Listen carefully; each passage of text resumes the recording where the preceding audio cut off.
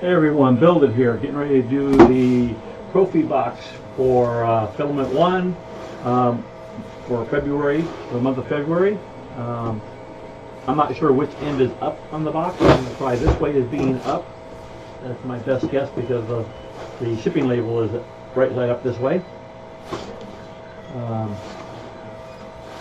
So let's see, let's get started here. Let's open the box and see what we got. So Build It is my name. It's actually BILL-D space IT, which is, which I pronounce Build It, as in let's build this, let's build that, which I will be doing other things soon. I do have other plans of other things to do. Anyway, ProFi box, just cut it open. Funny thing, huh? Just did the video for the UFO box, UFO monthly filament box from Alien 3D, and they had a set of files in it. And what do we have inside the Filament 1 box? A set of files. And we have a mini stroopwafel. And then the filaments for the month, according to the piece of paper here, I have two different pieces of paper. Okay. Which is unusual. They usually don't have two. So, okay. Anyway, let's go on with this. So our filaments for the month. Can't see what they are. They put them in new bags this month. So usually they have clear bags so you can actually see inside. So this is cool because these are Ziploc, which is awesome. I like seeing Ziploc bags because it makes it easier to store my filament and I don't have to worry about it. Rip open the, oh, nice. Maybe rip open the Ziploc. No? Okay. That didn't work out so good. Let's grab a pair of scissors here. And we'll just run the pair of scissors down like that. Now I'll get it open. Throw this in my trash can. All the other pieces of my trash can. And let's see if we can get this thing open here. Sometimes it's a little difficult getting things to actually get in between the two layers. They're so close together on this bag. You need something that gives you a little bit better way of gripping it. Anyway, okay, got it open. And that's open. This is an orange, and that's what's on the sheet. An orange, but bright red orange. Reminds me of a Prusa orange, sort of. If you know Prusa 3D, kind of reminds me of that color. Maybe this is a little bit lighter orange than Prusa's, but it's pretty close. So that's cool. I like orange for some things. It's not good for everything. Just that's why I have so many spools of filament. I'm probably getting 50, 60 rolls of filament now. I'm giving a roll away because I can't use it. I don't have a 3mm extruder or a hot end on my printers. So, okay, the orange is put back away. And this is supposed to be a traffic black. Unfortunately, these bags are ripped. See right here, it's got a big hole in the bag. So, while the idea was a sound idea that you put it in Ziploc bags so that you can reseal it when you're done, it doesn't work out so good when the bags are ripped.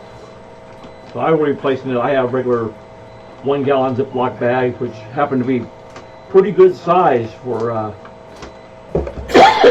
spools of filament. And I put most of my filament inside those kind of bags. Still not above the seal, where they thermal shield it.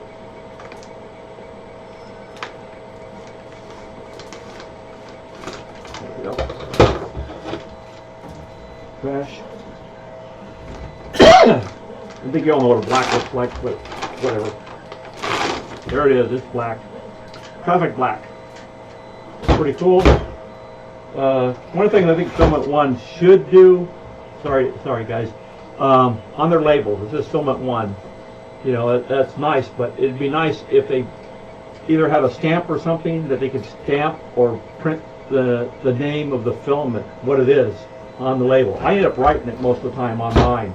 So I'll put down here, this is Traffic Black. Traffic Black.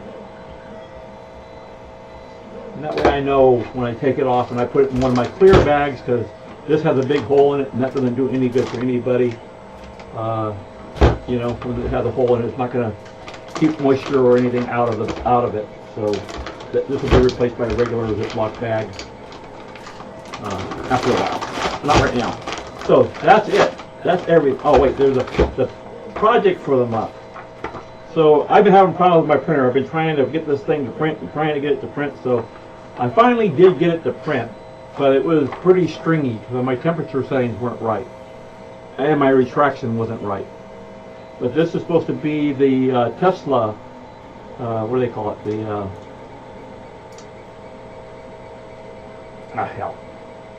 the Cybertruck from Tesla. I printed it, and like I said, it didn't come out so great. Like I said, all my settings are off because I switched from the original extruder that Reality puts on the Ender 3 to a Bond-Tech extruder, and so it pushes a little more material, so I have over extrusion a lot of times. So that's where we are. So that covers everything. That's the entire box for this month. I'm behind on things. These packages, actually, the Filament 1 box actually arrived, I think it was Tuesday because Monday was a holiday.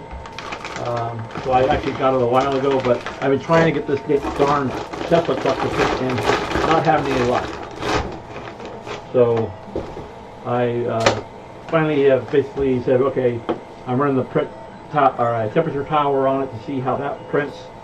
And then I'll run another test print that has to do with bridging and stuff like that, and you know, things like that, and things that have to do with stringing and how to adjust for stringing. Now, temperature is usually the adjustment for stringing, and along with retraction. The problem I was having with retraction, the retraction settings that I used to use for the standard extruder, Reality extruder, those retraction settings didn't work with the Bond-Tech. What ended up happening was it would pull it back too far, and it would get the tip where it was already melted, and it enlarges a little bit when it goes into the hot end.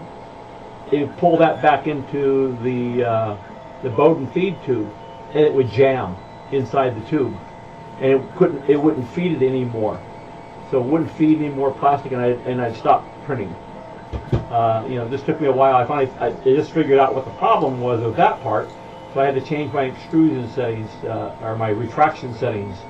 So what I need to do, I do a retraction, but not as big a retraction as what was on there before, and then I actually have it feed a little bit of extra before it starts printing, before it does the next move, and that's what I've been doing now.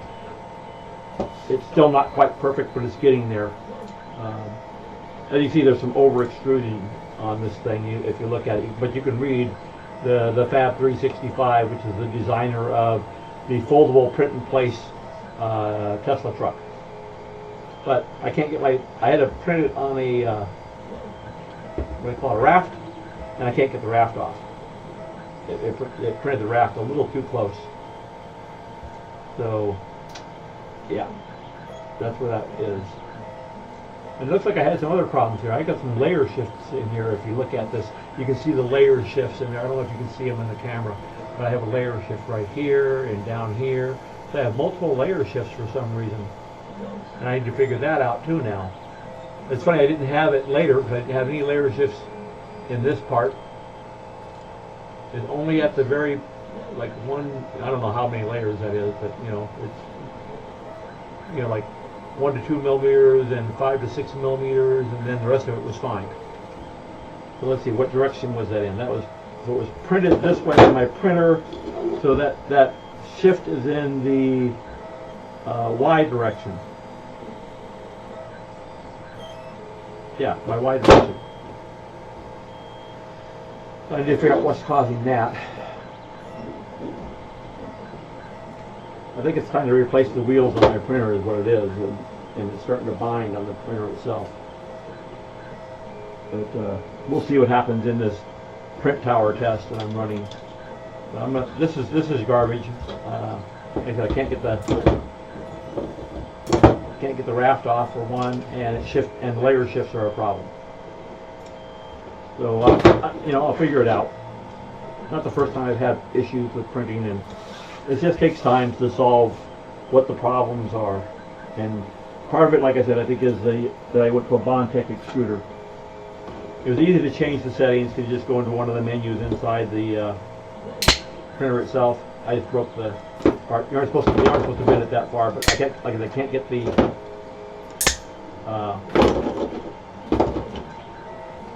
plate off, the raft off, so it's trash anyway. And I'll try it again later. I was trying to get it printed. I actually requested from Filament 1 to get the model a little bit early so I could have it printed and ready and sitting here ready to go, ready to show you what the project was, but that didn't work out. Obviously, I'm having printer problems and I'm trying to solve those problems. First I had jam after jam, and that was the first problem. That was because of the retraction problem. So I think I got the retraction problem solved, but now I have to solve the over extrusion problem, which I thought I had figured out, but apparently not. And then I need to solve whatever other issue there is, a stringing issue, but that's a retraction thing, right? So they work together. Stringing is two things, right? It's retraction and the temperature. So you know, if the filament's too gooey, it wants to stretch more, and that creates the stringing.